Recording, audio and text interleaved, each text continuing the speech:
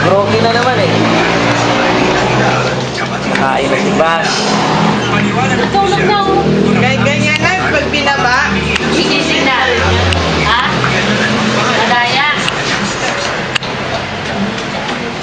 Ang lakas pala niya umano yung Hindi mo dala yung sentimente.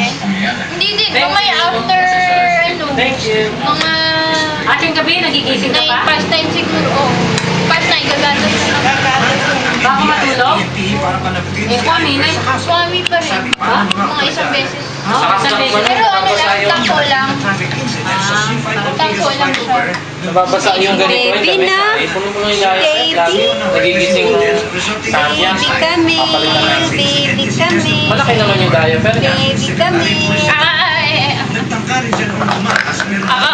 Pamaypay. Pamaypay. Ayan na makapagpiyansa rin sa kaso.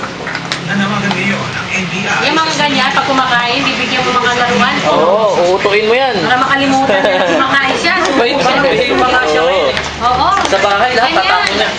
Lahat ibigay. Dati, mag-ano kami, may mag-ano pa sa harapan, magpo-program. Para panunurin ka na lang, nakatutok. Parang nanga na lang siya ng nanga.